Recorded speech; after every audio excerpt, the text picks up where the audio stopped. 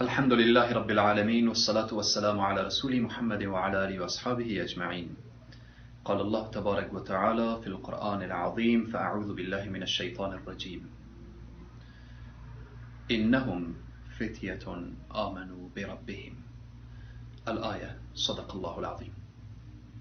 خدمت ملت شرافتمند تاجیکستان، خصوصا جوانان عزیز، السلام علیکم و رحمت الله تعالی و برکاته. مخاطب من، تو جوان عزیزی که در تاجیکستان زندگی میکنی، مخاطب من تو هستی.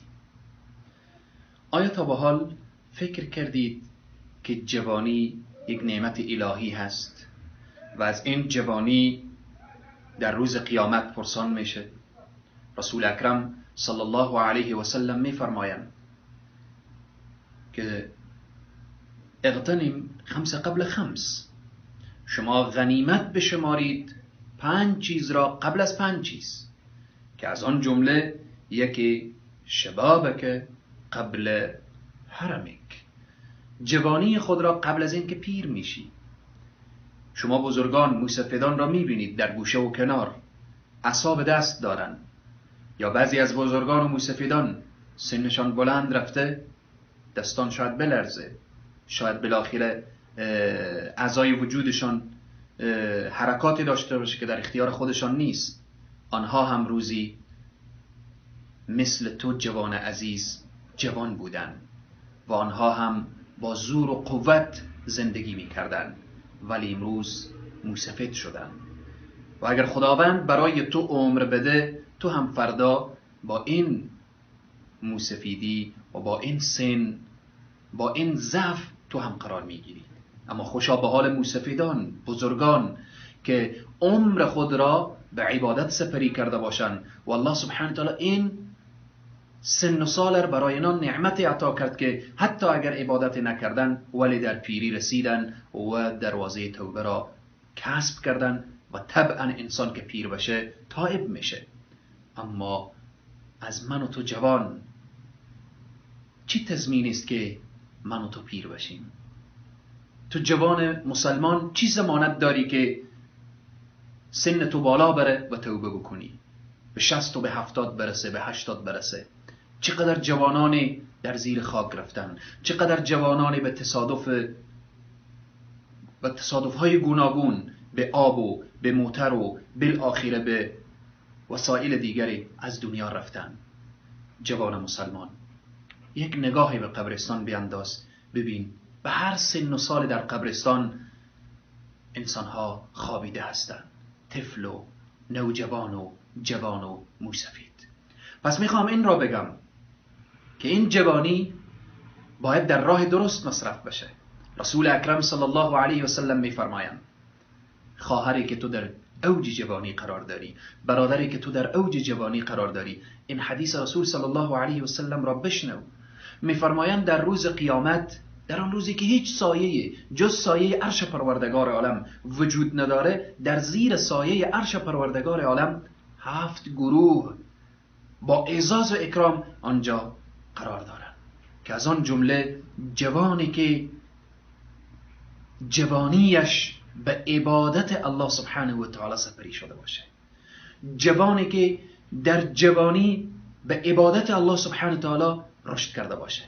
اما امروز خیلی از جوانها رو میبینیم به کارهای لهو و لعب، به کارهای زشت، به کارهای ناروا جوانی خود را مصرف میکنن، با دیدن فیلمهای مبتذل، با دیدن برنامه‌های مبتذل، با دیدن بالاخره فیلم‌های که ضرر بر جسم و بر روح و بر روان انسان داره. میبینیم بعضی از برنامه‌های را مشاهده میکنن که برنامه‌هایی که انسان‌ها به جان همدیگر افتاده و همدیگر را میزنن. انسان باید رحم داشته باشه، شفقت داشته باشه، ترحم داشته باشه. نباید یک جوان مسلمان برنامه‌ای رو ببینه که دو انسان همدیگر را میزنن، دو انسان همدیگر را لطوکوب میکنن و دو انسان را به جان همدیگر انداختن و انسان تماشا کردن.